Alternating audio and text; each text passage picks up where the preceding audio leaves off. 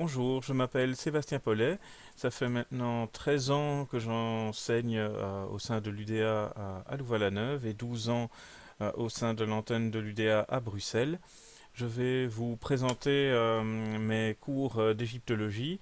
Donc, je suis diplômé en histoire et en langue et littérature orientale de l'UCL, donc égyptologie, assyriologie et hittitologie. Donc, pendant cette petite présentation, vous allez voir un peu en quoi consistent les cours, en quoi consiste mon travail avec vous. Donc, le menu donc de cette présentation, ce sera les activités de la saison 2022-2023. Tout ceci, évidemment, en images. Donc, on va commencer par Louvain-la-Neuve où je vous propose un cours consacré au roi Ramsès III, un roi victorieux et bâtisseur. Donc c'est l'un des derniers grands rois égyptiens du Nouvel Empire, un des grands bâtisseurs. Donc on peut voir ses constructions un petit peu partout dans l'Égypte. Ce fut aussi un grand guerrier. Il sauva l'Égypte des peuples de la mer, donc qui anéantirent un grand nombre de royaumes et même d'empires, comme les Hittites dans tout le Proche-Orient et en Anatolie. Il sauva aussi l'Égypte de deux invasions libyennes. Donc il fut l'un des grands héros du Nouvel Empire. Donc on peut et on admira plusieurs des scènes de combat de ces guerres sur son grand temple funéraire de Médinet Tabou, donc à Luxor, sur la rive ouest. On le voit ici donc occupé lors de la bataille contre les peuples de la mer, bataille donc en partie terrestre et en partie navale, ce qui est exceptionnel pour l'Égypte antique. Donc ici un exemple des affrontements des flottes égyptiennes et des peuples de la mer. Donc il y aura bien entendu beaucoup plus de zoom d'images sur toute une série de détails de cette unique bataille navale du Nouvel Empire. Nous analyserons aussi les textes qui évoquent cela, donc à travers des traductions françaises, des grandes descriptions des scènes de guerre de Ramsès III. Nous verrons le roi également occupé à la chasse, donc qui est une manière de montrer à quel point il est un homme fort. Donc pour cela, son temple nous propose une série de très très beaux bas-reliefs. Ici, vous avez donc une scène de chasse au lion, ou ici sur le retour du pylône de la façade, une scène de chasse au taureau avec un certain réalisme, une cruauté. Donc ça, il faut bien y faire face.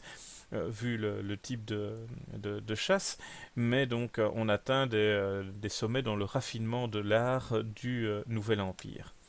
Donc vous voyez le temple funéraire de Ramsès III, le mieux conservé de la rive ouest. Donc nous lui consacrerons plusieurs heures de cours pour décrypter toutes les facettes de ce superbe monument. Donc très bien conservé, qui peut se visiter, les cours, les chapelles. Donc on verra à la fois l'histoire du règne à travers ce temple, des éléments d'architecture, mais également familiaux, puisqu'il nous présente sa famille dans l'une des chapelles. Le temple possède encore un certain nombre de couleurs qui ont été bien préservées, notamment dans les deux premières cours et dans certaines chapelles, donc comme on le voit ici à l'écran. Ramsès III a également construit à Karnak. Donc, dans la première cour du temple, nous avons un temple reposoir de barque, donc qui a été offert au clergé d'Amon par Ramsès III. On voit ici un colosse du roi à côté de la porte d'entrée de ce temple. Ici, la première cour de ce temple où on peut observer le roi en costume jubilaire. Il a développé le temple de Khonsu, le dieu fils d'Amon et Mout à Karnak, le temple de Khonsu que les touristes visitent aujourd'hui. L'essentiel de la construction remonte au règne de Ramsès III, une partie du décor aussi. Donc on peut le voir dans les chapelles du fond du temple, avec encore des couleurs très bien préservées. Dans le domaine de Mout, les éléments sont moins bien conservés, mais il y a quand même pas mal de découvertes archéologiques qui ont été faites, où on retrouvera là aussi Ramsès III, qui a offert un nouveau petit temple reposoir, donc pour la déesse Mout, l'épouse du dieu Amon. Il y a sur la rive ouest, outre son temple funéraire, une série de tombes liées à son règne, évidemment la sienne, mais aussi celle de ses fils, de plusieurs de ses fils dans la vallée des Reines. Donc elles sont en excellent état de conservation, c'est parmi les plus belles tombes que l'on peut voir en Égypte. Donc on y passera un certain temps également. Donc on voit ici la tombe d'un de ses fils, le fils aîné, Khem-Wasset, donc malheureusement pour lui décédé avant son père. La tombe du roi, la voici, donc une des grandes tombes de la vallée des rois, très bien conservée également. Donc on aura l'occasion d'observer de nombreux bas-reliefs avec des couleurs en très bon état. Nous nous intéresserons à la mythologie, aux textes qui sont présents dans cette immense tombe de la nécropole.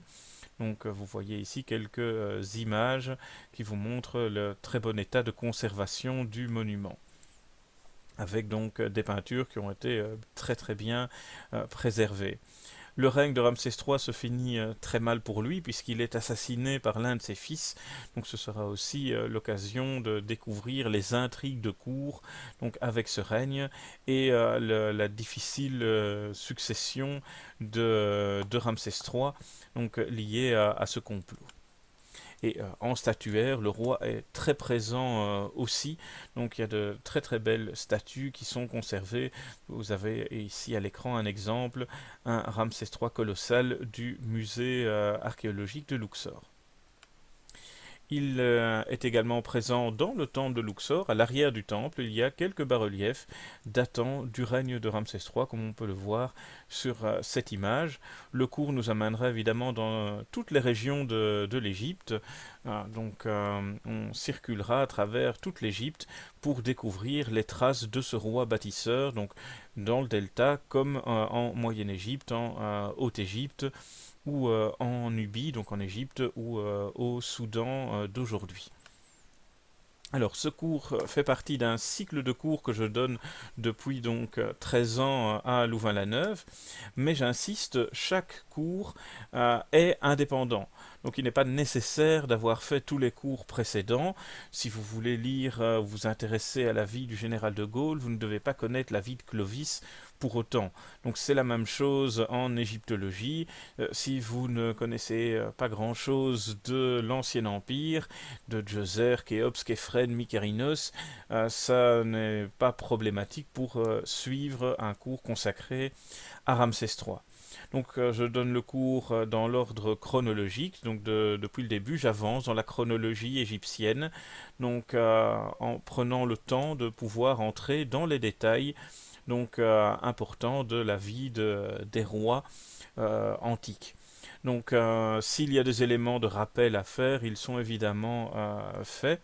Il y a une nouvelle introduction pour chaque cours, ce qui permet aux nouveaux venus, évidemment, de s'accrocher au train. Donc, ça ne pose pas de problème, j'insiste là-dessus, de ne pas avoir fait les cours précédents. Donc, quand j'ai commencé avec l'Ancien Empire. Donc il y a eu plusieurs modules qui lui ont été consacrés, même chose pour le Moyen Empire. J'aime bien aussi présenter des époques qui ne sont pas nécessairement les plus connues ou les plus médiatisées, donc je ne me préoccupe guère de la médiatisation de ce qui se passe à la télé. Je m'occupe surtout de l'histoire d'Égypte et donc faire découvrir de nouvelles périodes, de nouveaux règnes est un des objectifs de ce cours. Donc le Nouvel Empire, c'est une des périodes les plus riches de l'Égypte ancienne. Donc ça fait un certain nombre d'années qu'on est occupé avec cette période. Ici, on va commencer, donc, même si on l'a légèrement entamé l'an passé, la 20e dynastie, la dernière des trois grandes dynasties du Nouvel Empire. Alors c'est facile pour s'y retrouver. À la 20e dynastie, le fondateur c'est Setnacht et ensuite c'est Ramsès 3, 4, 5, 6, 7, 8, 9, 10, 11. Donc c'est pas trop compliqué à retenir, en tout cas pour l'ordre des rois. Et je prévois dans les années à venir de poursuivre donc dans la chronologie égyptienne, donc jusqu'à la basse époque, l'époque ptolémaïque et romane. Donc il y en a encore pour un certain temps pour découvrir les différentes facettes de l'Égypte. Le second semestre, lui, sera consacré à Der el-Médina, la cité des artisans de la vallée des rois, de la vallée des reines, donc une vie de luxe dans une ville faite spécialement pour eux. Donc il ne faut pas croire que tout Égyptien de l'époque vivait comme à Der el-Médina. C'était les meilleurs des meilleurs et le pouvoir les choyait. Pour éviter qu'on voit le trop grand luxe de ce qui pouvait se faire à Der el-Médina, il y avait des murs aussi autour pour éviter certaines jalousies. Donc on va découvrir le travail de ces maîtres artisans, également leur vie quotidienne, toutes les intrigues qu'il y a aussi à Der el-Médina, c'est une véritable mafia. On verra les questions de trafic, ça va jusqu'au meurtre, aux procès qui se font en interne pour éviter que des étrangers viennent mettre leur nez dans ces affaires. Mais également, il y aura la grève sous Ramsès III. Donc on reviendra sur ces éléments pendant le cours. Donc on découvrira les fouilles aussi, puisque les tombes de ces maîtres artisans sont tout autour du village que l'on voit ici à l'écran. Il y a eu des fouilles italiennes et des fouilles françaises. Chaque année, il y a une campagne de fouilles de l'IFAO, l'Institut français d'archéologie orientale. Donc vaut mieux voir le village, comme vous avez vu avec les photos, d'au-dessus que d'être vraiment au niveau du sol. On distingue assez peu les choses, donc on aura l'occasion de voir comment étaient agencées les maisons de ces maîtres artisans. Et on passera énormément de temps à découvrir leurs tombeaux. Certains ont même été retrouvés intacts, comme la tombe de K, dont le contenu est aujourd'hui au musée égyptien de Turin. Donc vous voyez évidemment les couleurs sont en un excellent état de conservation. Ici on est dans la tombe de Pached, un notable de l'époque de Ramsès III, avec une série de divinités que l'on voit ici, le dieu Nun, la déesse Nephthys et le dieu Geb qui porte son nom sur la tête, Loa. On peut donc découvrir une série de tombes à travers leur contenu, à travers les fresques qui ornent les parois de celles-ci. Donc on verra de très très belles choses donc, à travers des tombes dont l'iconographie est extrêmement variée. Vous voyez ici à l'écran le dieu Routi, donc un double lion.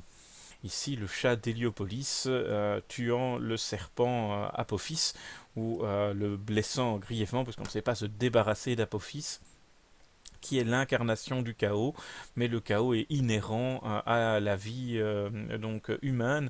Donc même si on peut le détruire pour une nuit, il reviendra le lendemain. C'est un combat sans fin entre l'ordre représenté par un animal lié au dieu Ra et le serpent, ici Apophis représentant le chaos. Où on retrouve ici une déesse du sycomore, la déesse Nout. Donc on découvrira énormément d'éléments de mythologie grâce à cette tombe. On répondra à certaines questions, comme ce qu'on voit ici à l'écran. Se baladait-il réellement avec des cônes d'onguents sur la tête, comme les peintures le représentent? Certaines tombes récemment ouvertes au public sont de toute beauté, comme vous pouvez le voir. Donc, le but est aussi de rester à jour avec les découvertes archéologiques. Donc, on en découvrira toute une série donc de tombes qui n'étaient pas même visitables il y a encore quelques années. Donc avec des fonds jaunes, des fonds blancs, comme on peut voir ici à l'écran, où vous devinez le dieu Ptah et le dieu Thoth avec le croissant de lune et la lune pleine sur sa tête. Alors, pour l'antenne de Bruxelles, les cours ont un format un peu différent, donc ils sont moins longs, ils sont plus petits, donc ce qui n'empêche pas que la matière est traitée exactement de la même manière. Donc c'est simplement la matière qui permet ça. Les règnes sont moins longs, ce sont des rois pas nécessairement des bâtisseurs.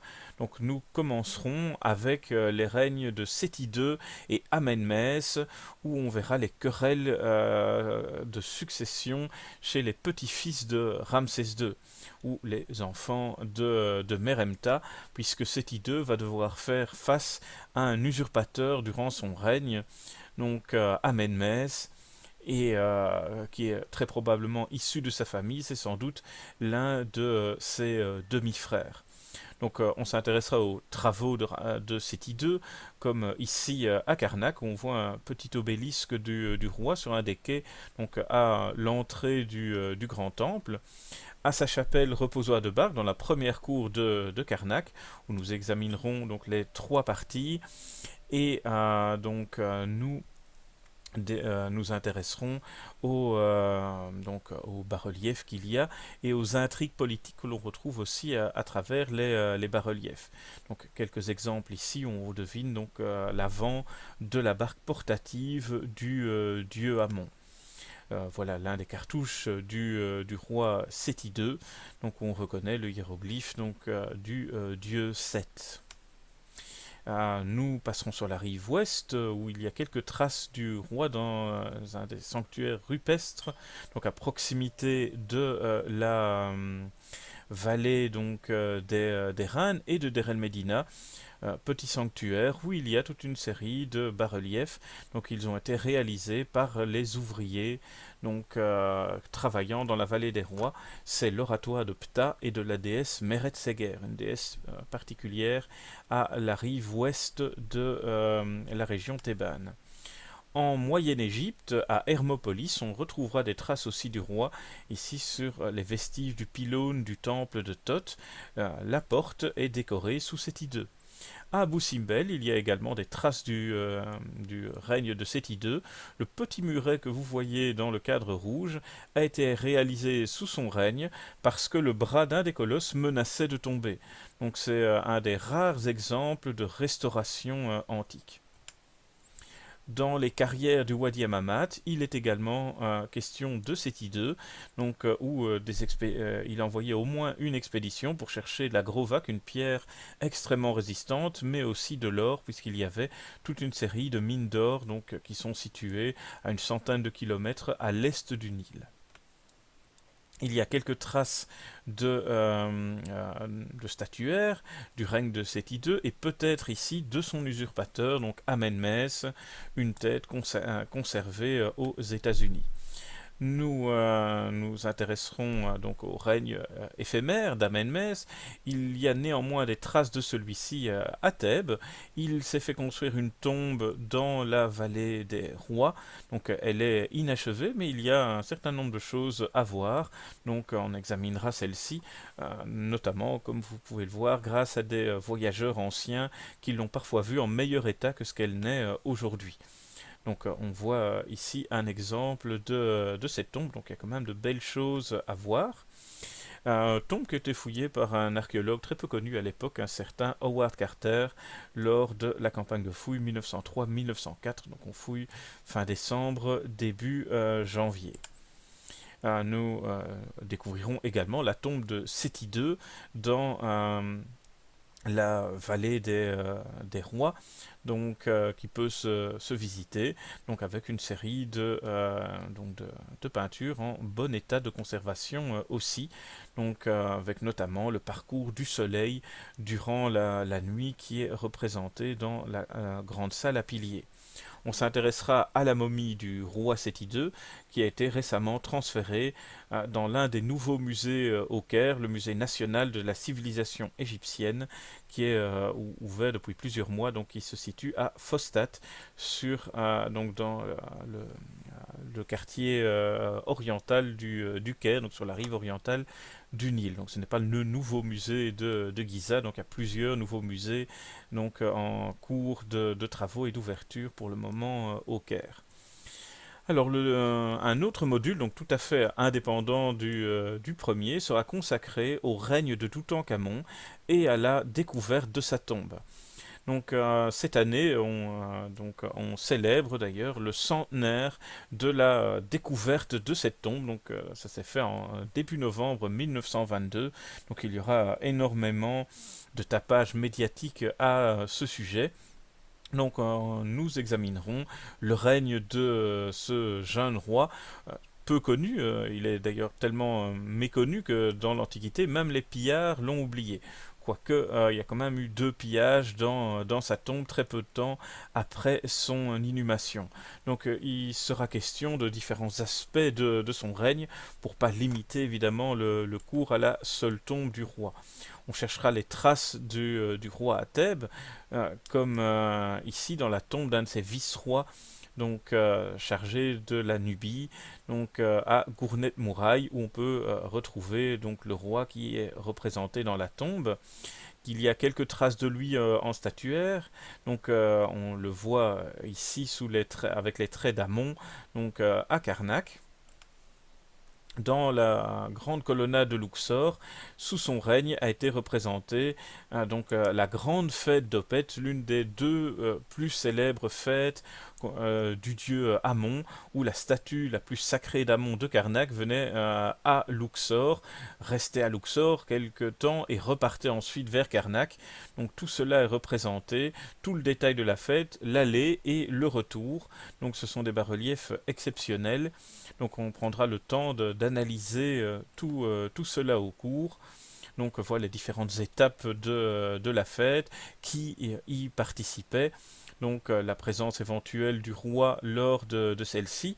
Alors le nom de Toutankhamon n'est plus présent, il a été usurpé par l'un de ses successeurs, le roi Horemheb. Nous passerons évidemment par l'Angleterre et le célèbre Lord Carnarvon. Donc vous voyez le château ici. Donc le château des comtes Carnarvon, c'est le château d'Highclere. Alors si vous aimez les séries télé, c'est le château de Downton Abbey. Mais c'est bien le château de la famille Carnarvon qui habite toujours dedans. Donc on s'intéressera au comte Carnarvon de l'époque. Donc mécène des fouilles d'Howard Carter. Donc, puisqu'il a engagé l'archéologue anglais donc en 1907. Ils ont fouillé à différents endroits en Égypte avant d'arriver dans la vallée des rois. Donc on examinera les carrières des 2 personnages. Et évidemment, la fameuse découverte, on passera pas mal de temps à découvrir les nombreux objets qui ont été mis au jour par Howard Carter dans cette tombe qu'il a mis plusieurs années pour la vider. Donc, grâce aux archives de Howard Carter conservées à Oxford, nous aurons une iconographie très riche pour ce cours. Plusieurs photos même été recolorisées par le Griffith Institute qui possède ces archives. Il sera question de certaines des énigmes. La dague avec la lame de fer est-elle une dague en fer météoritique? Donc on verra les rapports récents des géologues à ce sujet. Nous nous intéresserons aussi à la pseudo-malédiction de la tombe, puisqu'en hiéroglyphe, elle n'existe pas. Donc on verra tous les morts suspects donc, liés à la découverte de cette tombe aussi. Je ne vais pas vous révéler ici les secrets, il faudra les découvrir lors du cours. Et bien entendu, il y aura des zooms sur toute une série d'objets célèbres, comme ici le repose-tête du roi, donc l'oreiller antique.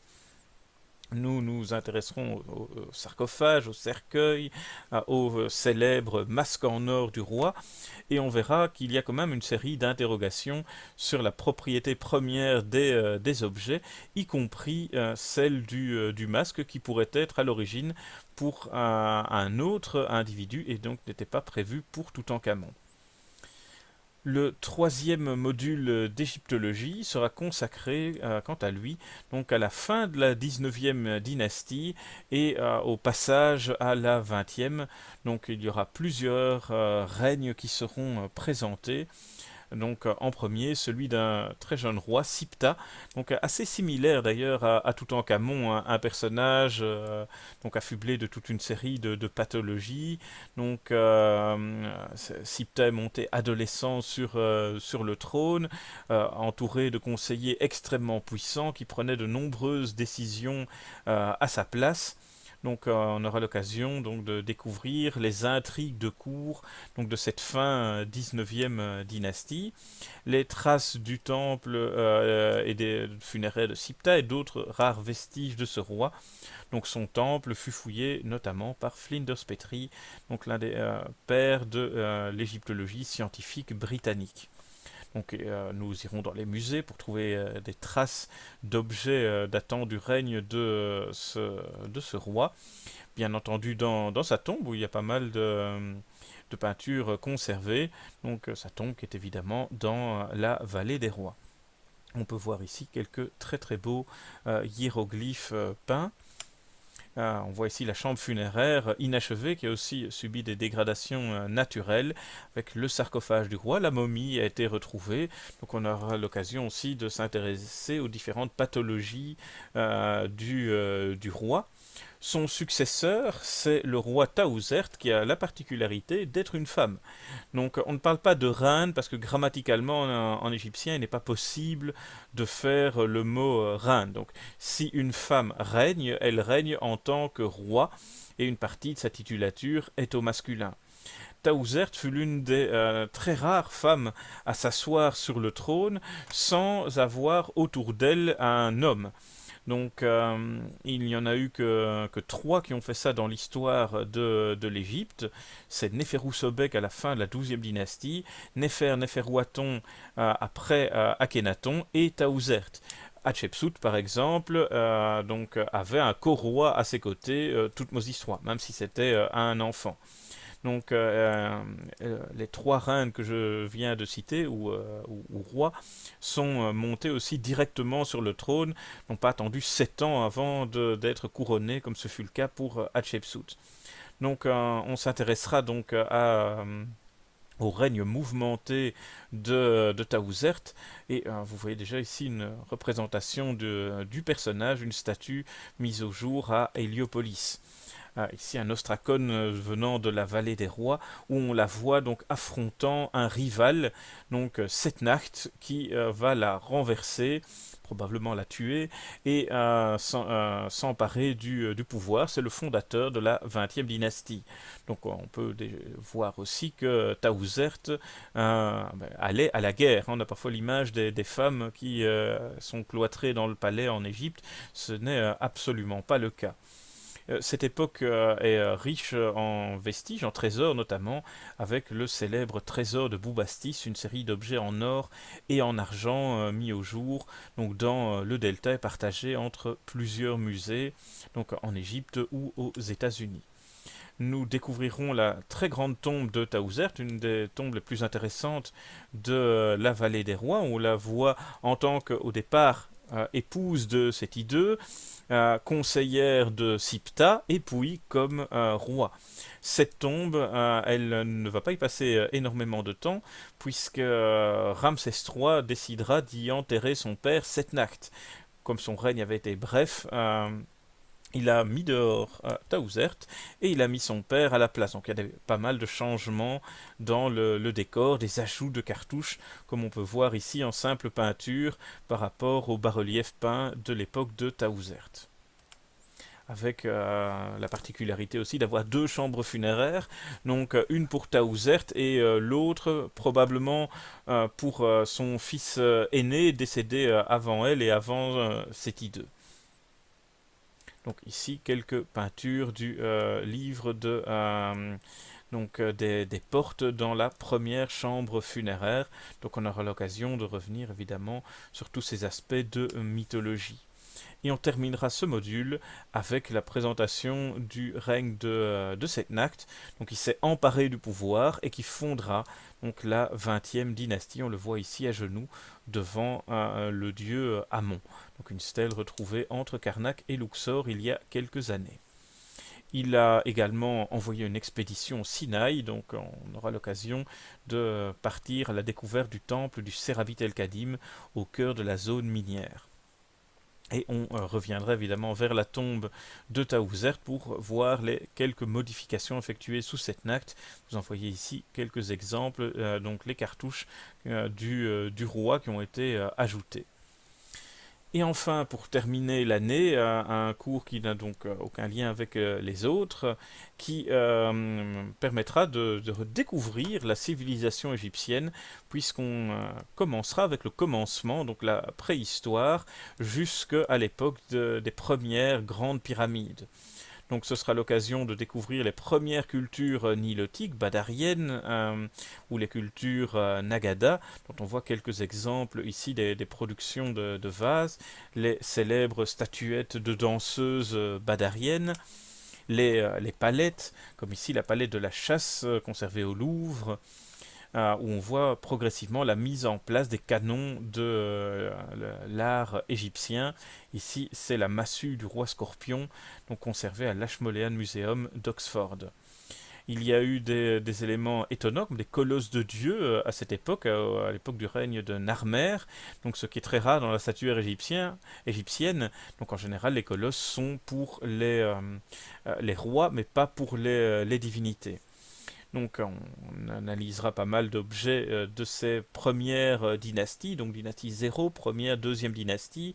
On visitera les collections de plusieurs musées, donc le Rijksmuseum de Leyde ici, donc qui possède quelques très beaux vases de l'époque de la première dynastie, le Louvre avec la célèbre stèle du roi serpent de la première dynastie. On s'intéressera à quelques particuliers, comme ici le contenu de la tombe du chancelier Emaka à Saqqara, où a été retrouvée une série de disques en stéatite. Ça fait une douzaine de centimètres de diamètre. Ce sont des objets tout à fait uniques dans l'histoire de l'art égyptien. Nous découvrirons la mise en place des fêtes religieuses. On voit ici le roi Ninetière de la deuxième dynastie en costume jubilaire, une statue qui a très longtemps été dans des collections privées et qui est depuis quelques années exposée à Leyde. On arrivera à la troisième dynastie avec la célèbre pyramide à degrés du roi Djéser, mais on s'intéressera aux autres traces de cette époque, aux pyramides cénotaphes dans la vallée, comme celle-ci de Zaouiet el-Mayatin, donc, ou à d'autres pyramides royales, comme ici les vestiges de la pyramide de Kaba, donc à proximité du site de Giza, au roi Sekemket, enterré à Saqqara, où son temple funéraire disparaît sous les sables, comme vous le montre cette image. On ira au Sinaï pour découvrir les premières traces d'expédition égyptienne. Ici, une expédition de l'époque de Sekemket en statuaire, donc on verra que souvent on doit se contenter de très peu, donc à l'exception de la statue de Djoser, donc provenant de son serdab de la pyramide. Et enfin, on arrivera au début de la quatrième dynastie avec le plus grand bâtisseur de l'Ancien Empire, le roi Snéfrou, donc, qui est le propriétaire de trois grandes pyramides. Donc on voit ici la première pyramide à tranches, celle de Meidoum, la pyramide dite pyramide rouge de Dachour, et la pyramide coudée, également à Dachour, donc à Dachour sud, on est au sud de Saqqara. Avant, on l'appelait pyramide rhomboïdale, mais en français, le mot rhomboïdal veut dire en forme de losange. Donc elle n'a pas un losange, elle a un coude dans l'angle de la pente. Donc, si vous additionnez le volume des trois grandes pyramides, il y a des plus petites aussi à lui, vous arrivez presque au double du volume de la pyramide de son célèbre fils, le roi Khéops. Donc, on terminera le cours avec lui, avec ici sa célèbre barque, à l'époque encore dans l'ancien petit musée de Giza. Donc, elle est aujourd'hui transférée dans le nouveau musée, donc toujours à Giza. Et la grande pyramide de ce roi donc terminera ce module. Alors comment se passent les cours de manière générale? Mais donc je ne demande aucun prérequis. Donc vous ne devez pas avoir fait d'égyptologie, vous ne devez pas avoir suivi les cours précédents. Si vous en avez fait, c'est très bien, hein. Je vous invite aussi à diversifier vos sources de connaissances. Donc généralement, les cours se composent de chapitres chronologiques et ou thématiques. alors si on prend Ramsès III, ce sera quasi que du chronologique. Der El Medina, ce sera quasi que du thématique. Donc de temps en temps, donc on sort du cadre chronologique. Je présente des dieux, des lieux, des chercheurs, donc, et je ne me limite pas à l'égyptologie francophone, ce qui représente environ 7% des missions de fouilles en Égypte chaque année. Je ne me limite pas non plus à la zone touristique du tourisme de masse de l'Égypte. La croisière ne permet de voir entre Luxor et Assouan que 2 ou 3 sites. Il y en a bien plus à voir. Donc on parcourra toute l'Égypte. Et le but, c'est de découvrir, d'apprendre des choses sur ce riche pays au patrimoine extraordinaire et à l'histoire extrêmement variée.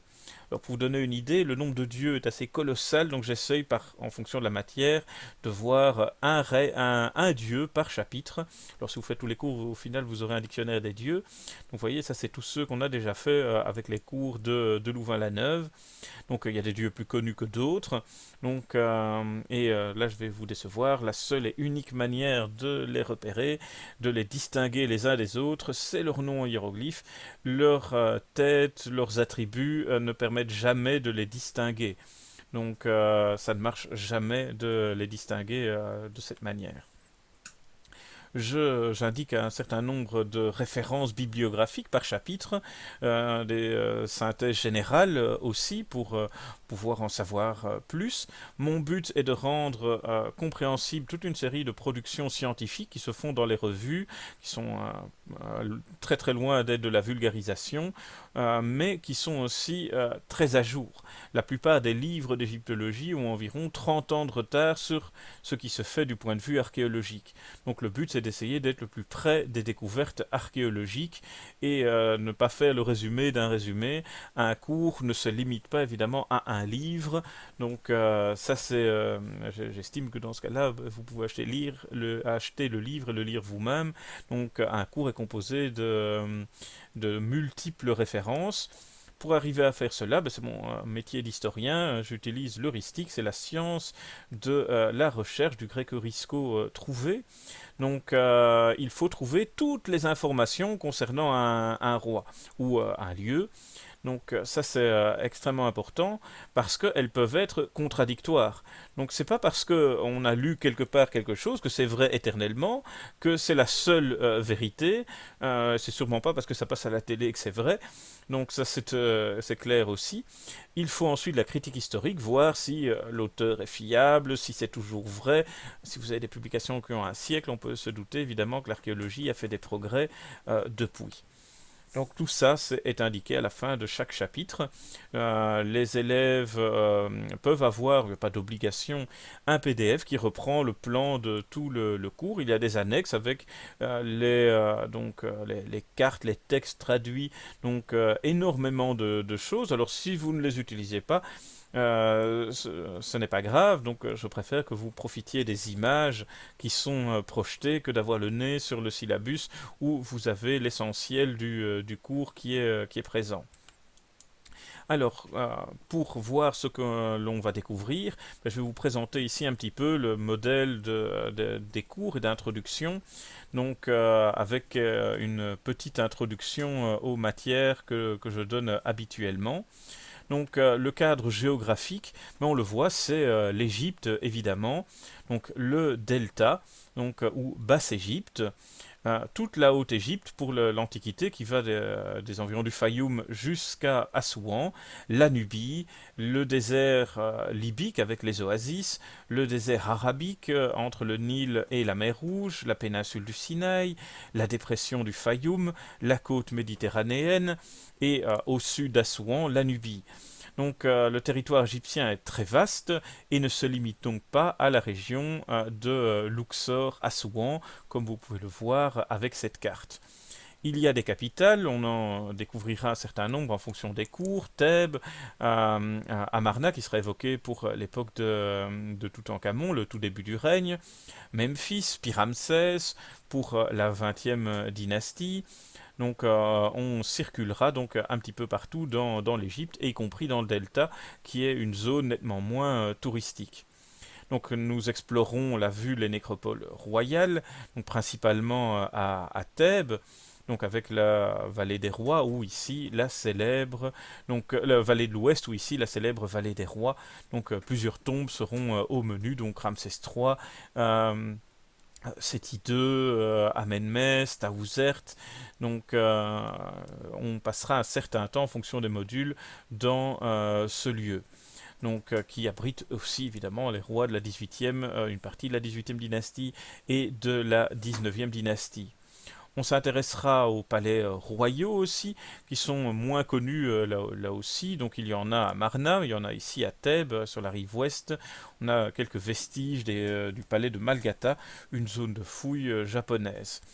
On découvrira les temples funéraires des rois, donc notamment de Siptah, Taouzert, ou le plus impressionnant de tous, celui de Ramsès III à Médine-Tabou. Vous en connaissez déjà, j'imagine, certains, comme celui ici de Der el-Bahri, qui est celui d'Hatshepsut, ou celui de Khomelatan, qui était derrière les colosses de même nom, donc qui est celui du roi Amenhotep III. On voit ici un bloc provenant de ce temple avec encore de riches couleurs. Derrière, c'est effectivement pas très impressionnant. C'est une zone de fouilles donc arménienne, allemande et égyptienne. Parfois, il ne reste pas grand-chose, comme ici pour Haï et Horemheb, mais il y a souvent des découvertes, des statues, des objets, donc ça nous permet d'aller dans les musées les découvrir. On tient compte, pour faire les photos, pour vous les montrer, je tiens compte de l'éclairage. Comme on voit ici le temple de Séti Ier, mais il faut y aller le matin pour avoir les bas-reliefs bien éclairés. Donc l'après-midi, tout est à contre-jour. Voilà, donc l'éclairage est très important quand on fait de l'égyptologie, en particulier dans la région thébaine. Et ces temples regorgent de très belles choses. On en a déjà vu, comme celui de Ramsès II ici, le Ramesséum. Donc, grande zone de fouilles françaises. Cette fois-ci, chaque année, il y a une mission. Et cette année, à Louvain-la-Neuve, c'est le temple de Médine-Tabou, zone de fouilles américaine qui va nous occuper très longuement avec les guerres du roi, mais aussi la mythologie, la présentation de la famille royale. Trois des fils de Ramsès III deviendront rois. Donc on voit ici quelques exemples de bas-reliefs de ce temple, avec des hiéroglyphes très profonds. C'est simplement pour éviter qu'on les ponce et qu'on mette le nom de quelqu'un d'autre à la place. Ramsès III a vu ce que ses prédécesseurs ont fait, il veut éviter que ça lui arrive. Alors c'est pas très beau, mais c'est extrêmement efficace. On s'intéressera aux nécropoles des princes, des reines, donc en fonction des cours. Donc dans la vallée des reines, il y a plusieurs fils de Ramsès III qui sont enterrés, il n'y a pas que des épouses royales. Gournet Mouraï avec la tombe d'Amenhotep Oui, donc vice-roi de Nubie à l'époque de Toutankhamon. Donc pour ce module de Bruxelles, nous analyserons ce très très beau petit tombeau. Der el Medina, les tombes des maîtres artisans, donc seront donc au menu d'un des cours de Louvain-la-Neuve, donc comme on l'a vu tout à l'heure. Cheikh Abdel Gourna, c'est la nécropole de la haute noblesse, la colline sur laquelle sont enterrés les plus hauts nobles, donc les vizirs, superviseurs du double grenier. Donc on aura l'occasion de découvrir quelques-unes de ces tombes. Donc on en a déjà vu dans certains cours, comme ici celle de Ramos, ou ici la tombe dite aux vignes de Sennefer. Il y a d'autres nécropoles moins connues, moins touristiques, mais qui réservent de belles choses, comme la Coca, toujours à Thèbes, avec ici des tombes de la fin du Nouvel Empire, parfois de très très beaux plafonds peints, comme on le voit ici à l'écran. L'Assassif, donc devant Der el-Bahri, avec l'une des plus belles tombes du Nouvel Empire, celle de Kerouef, dont on voit ici un détail en photo, restauré il y a un certain nombre d'années déjà maintenant par les Américains. Et Drabou el Naga, petite nécropole, donc avec quelques très belles tombes aussi, qui seront donc au menu de certains cours. Dans la vallée des rois, il y a aussi des tombes d'individus qui ne sont pas rois, comme ici la tombe du prince Montou Er Kepechef, que l'on voit ici à l'écran, l'un des fils de Ramsès IX. Nous aurons l'occasion de découvrir les grands temples et leur évolution, donc que ce soit Karnak, Luxor, Medinet Habu, le temple de l'Ogdoad, seront au menu des différents cours. Donc on parcourra le musée en plein air de Karnak, mais aussi le temple en lui-même et voir l'évolution des travaux qu'il y a avec chacun des règnes. Donc avec Ramsès III, avec Séti II, il y aura donc une évolution importante de Karnak notamment. Donc ici une vue pour illustrer la grande salle hypostyle ou du Saint des Saints, ici l'Akhénou, donc à Karnak. Le domaine de Mout sera également au menu, donc la zone de fouilles allemande et américaine, donc, qui est donc au sud de Karnak, donc un immense espace consacré donc à l'épouse d'Amon, la déesse Mout où on retrouvera notamment Ramsès III. Setnacht est également présent dans cette zone. Donc on se tiendra au courant par rapport aux fouilles récentes qu'il y a eu là. Donc vous voyez sur la carte ici le gigantesque domaine de Mout. Attention que les égyptologues sont fâchés avec les points cardinaux, donc le sud est bien sur le côté. Donc il y a aussi le domaine de Montu qui peut nous occuper de temps en temps. Luxor, où on retrouvera les bas-reliefs de Toutankhamon, des traces de Séti II, de Ramsès III. Donc nous parcourrons donc ces célèbres temples égyptiens en prenant le temps nécessaire pour découvrir toutes les traces des rois qui nous occupent. Sur la rive ouest, il y a le temple consacré au huit dieux d'Hermopolis, donc temple construit à Medinet Habu, à côté du temple de Ramsès III. Donc lui aussi retiendra notre attention. On ira un petit peu à Amarna pour le module consacré à Toutankhamon, donc l'ancienne capitale d'Akhenaton. Donc on dit bien Amarna en français, on dit tel s'il y a une colline, vous voyez à l'écran il n'y en a pas, et on met l'article L s'il y a un village moderne, il n'y en a pas non plus. Où il y a une vallée aussi avec des tombes royales. Donc on s'intéressera aux successeurs immédiats d'Akhenaton et prédécesseurs de Toutankhamon.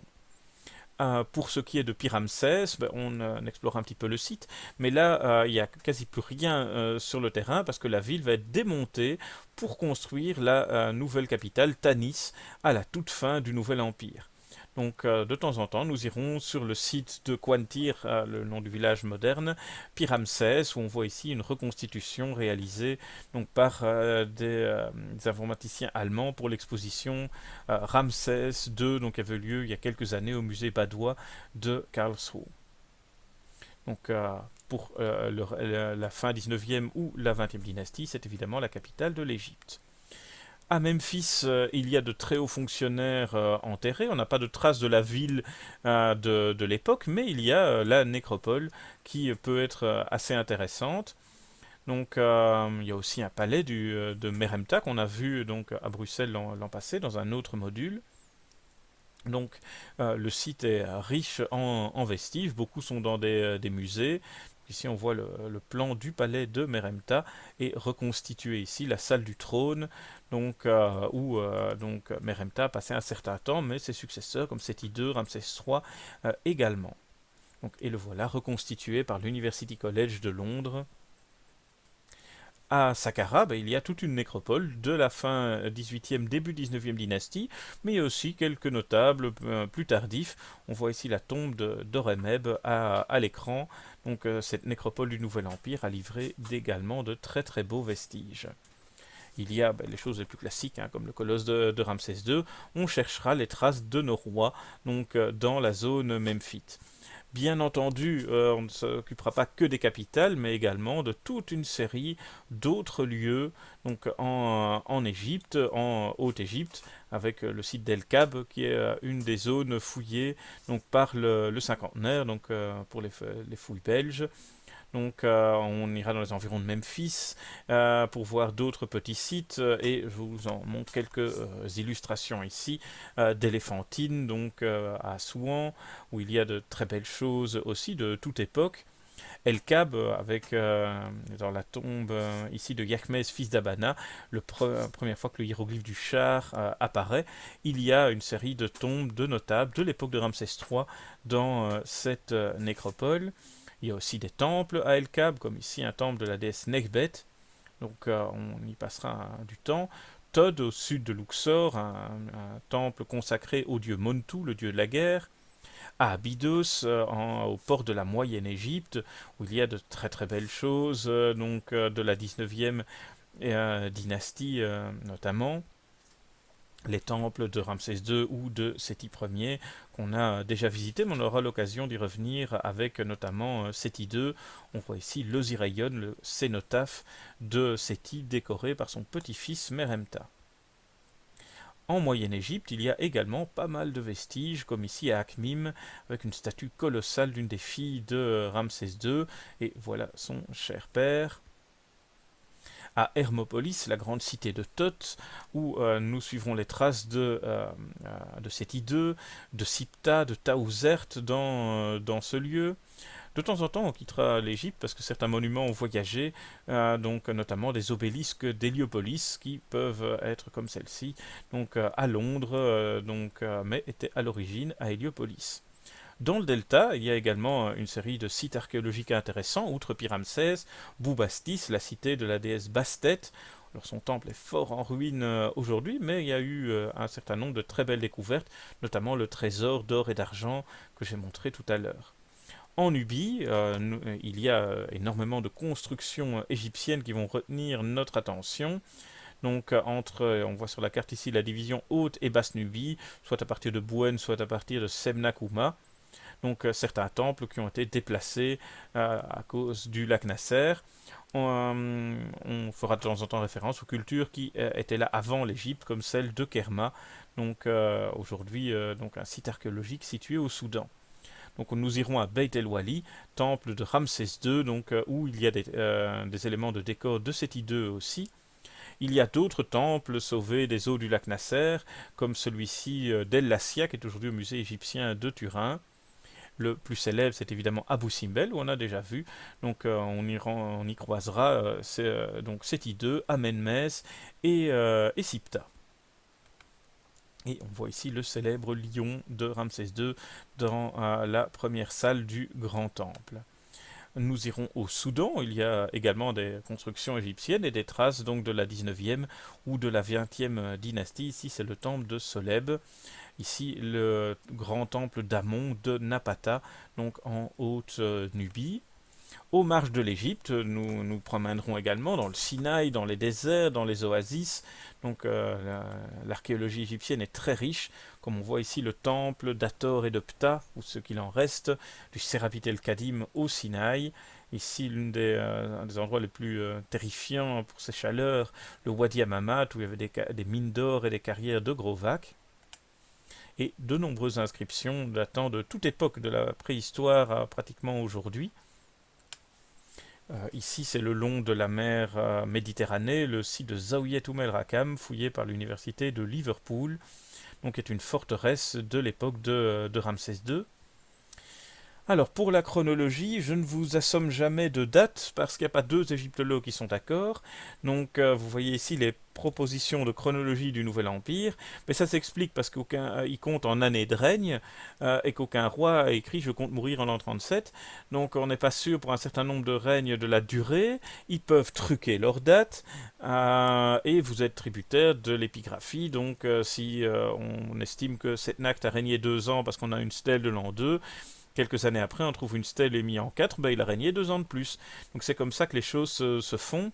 Vous prenez pour un même règne, mettons Ramsès III, 3 dictionnaires différents, vous aurez 3 chronologies différentes. Donc il n'est pas important d'être fixé à l'année près, de toute façon c'est impossible d'y arriver.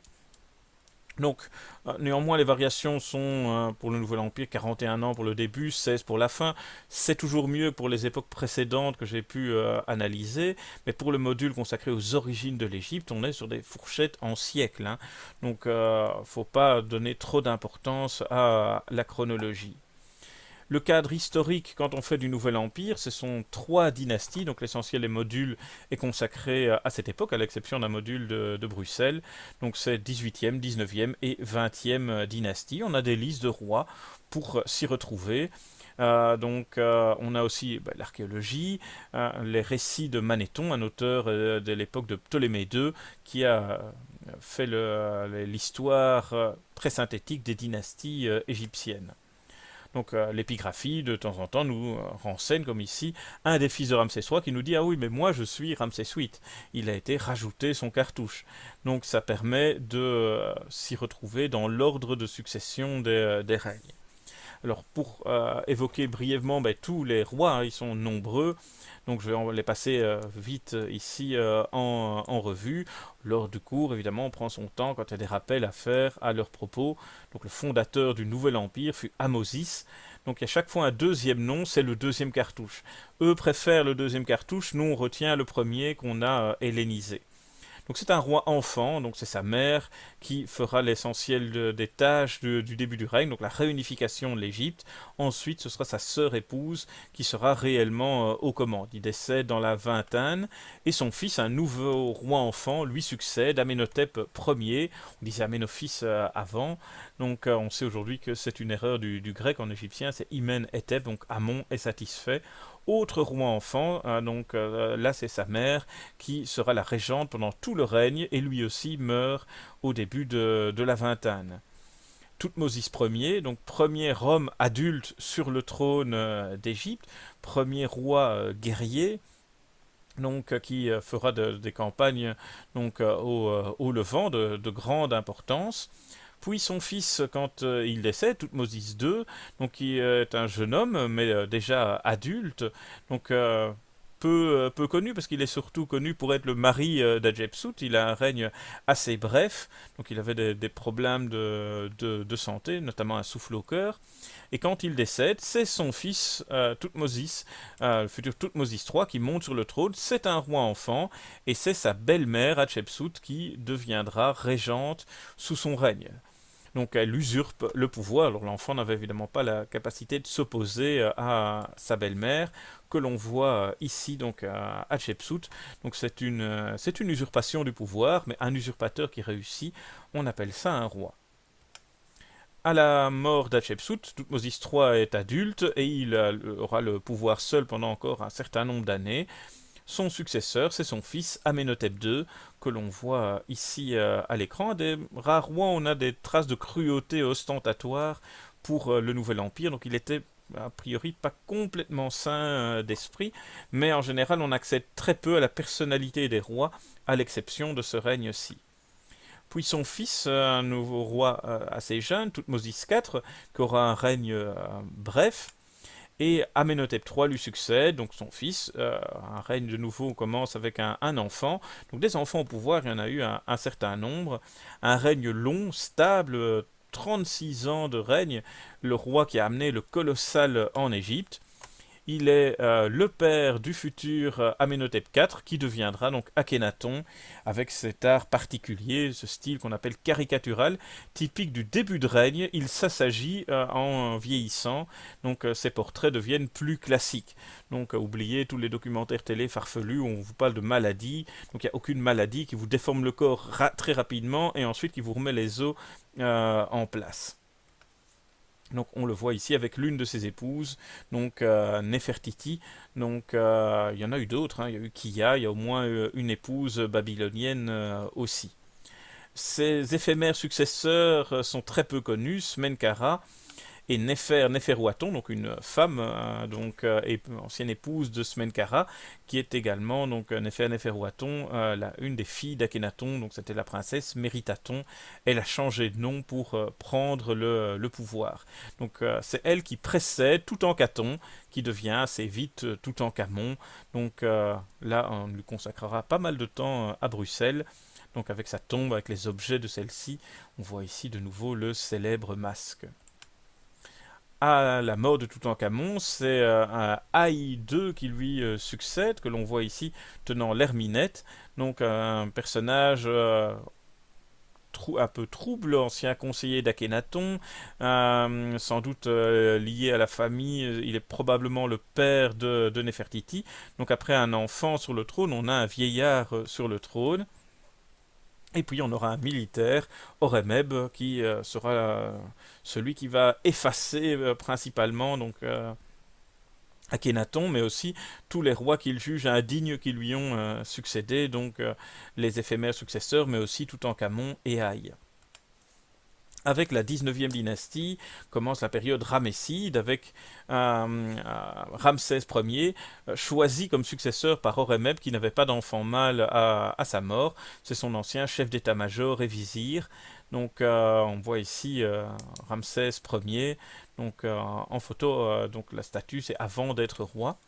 Son fils Séti Ier, 10 ans de règne, une des plus belles tombes de la vallée des rois, la grande salle hypostyle de Karnak, sont ses œuvres, mais il sera encore surpassé par Ramsès II en construction. C'est le plus grand bâtisseur du Nouvel Empire. Il nous a occupé un certain temps et il sera toujours présent, évidemment, pour les différents modules fin 19e dynastie et même pour Ramsès III. Là, on retrouve Meremta, donc, qui a été donc, au menu l'an passé à Bruxelles. Séti II va nous occuper. Donc, on le voit ici, la statue colossale du musée de Turin ou le pylône d'Hermopolis. Amenmès, son concurrent. Siptah, que l'on voit ici, un très beau bas-relief provenant de Der el Bahri, conservé en Écosse.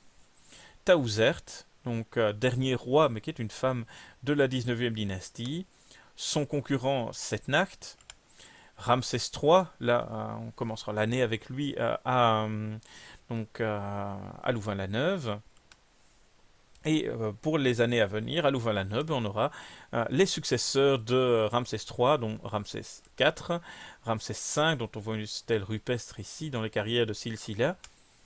Donc on le voit ici devant quelques dieux, c'est un détail de la photo. Ramsès VI avec la plus belle tombe l'une des plus belles et des plus grandes tombes de la vallée des rois. Donc c'est un fils de Ramsès III aussi, comme Ramsès IV. Son fils est l'éphémère Ramsès VII. Et Ramsès VIII, a priori, troisième fils de Ramsès III qui montera sur le trône. La succession ensuite est un peu plus facile. Ramsès IX, c'est un petit-fils de Ramsès III et on aura une succession de nouveau de père en fils à la suite de ce règne. Donc une des dernières tombes bien décorées dans la vallée des rois, c'est celle de Ramsès IX. Ramsès X, la tombe est inachevée, le roi n'est sans doute plus enterré là, il est probablement enterré dans le nord, donc la tombe n'a pas été retrouvée. Et le dernier roi, c'est Ramsès XI, donc dernier roi de la 20e dynastie, qui aura un très long règne. Il devra faire face à l'usurpation du pouvoir du grand prêtre d'Amon de Karnak. Il enverra son meilleur général qui sera victorieux, mais ce général, Hérior, finira par lui aussi prendre le pouvoir pour s'opposer au roi. On voit qu'on atteint la fin du Nouvel Empire, où le clergé d'Amon est finalement devenu plus puissant que la famille royale elle-même. On voit ici Hérior, donc avec l'Uræus royal.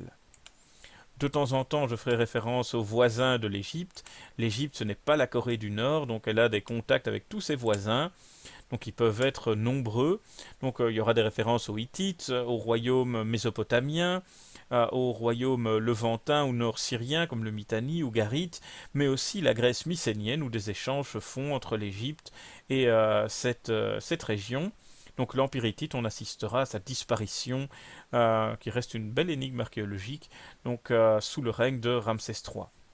De temps en temps des références à ce qui se passe au sud aussi, donc aux populations nubiennes. Alors c'était l'ancien royaume de Kerma, mais il y a d'autres Nubiens indépendants.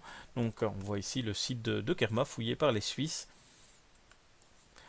Donc pour Babylone, on a là les descendants d'Hammurabi au pouvoir, donc à l'époque du Nouvel Empire, en tout cas du début de celui-ci. Donc ici le nom de Babylone en cunéiforme. Après les descendants d'Hammurabi, il y aura les Kassites, donc, qui vont occuper une partie du territoire mésopotamien et donc que l'on découvrira de temps en temps par des échanges diplomatiques, des mariages. Aussi, on voit ici l'une des grandes ziggourats de l'époque kassite, celle de Dur Kurigalzu en Irak. Les Assyriens commenceront à être de plus en plus importants, donc il y aura quelques références à ceux-ci dans les affaires diplomatiques égyptiennes, donc sans qu'on soit encore à l'empire assyrien à l'époque. Et les Hittites, on les voit, l'ancien royaume ici dans le cœur de l'Anatolie, jusqu'à son développement avec l'Empire. Il y a pas mal de choses qui sont conservées grâce aux textes en cunéiforme provenant de l'Empire hittite, donc il est de temps en temps bon de voir ce qu'ils racontent aussi, parce que parfois ils ont des visions assez différentes des mêmes événements entre l'Égypte et les Hittites.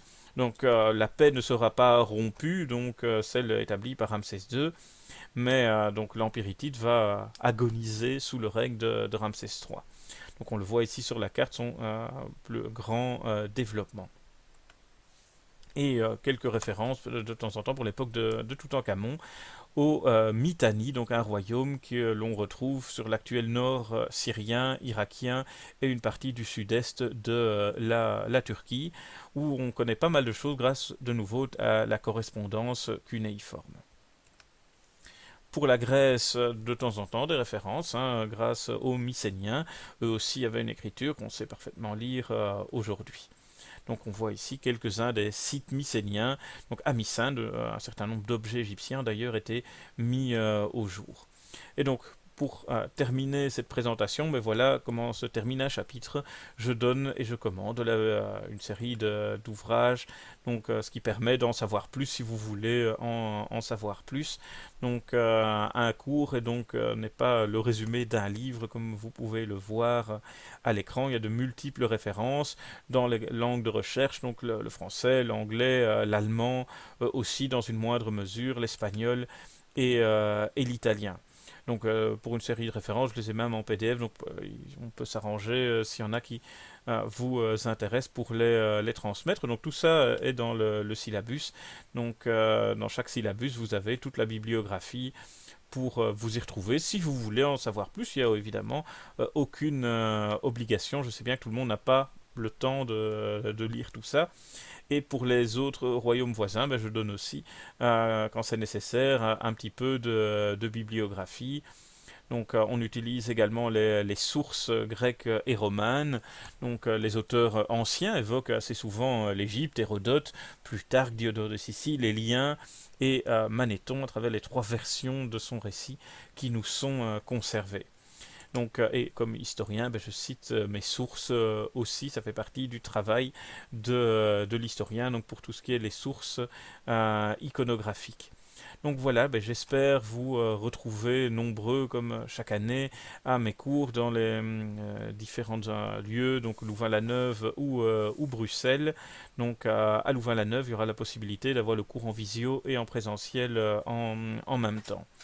Donc ben, j'espère vous revoir bientôt nombreux lors de mes activités au sein de l'UDA, que ce soit l'égyptologie ou aussi tout ce qui concerne l'Empire romain ou le monde hellénistique.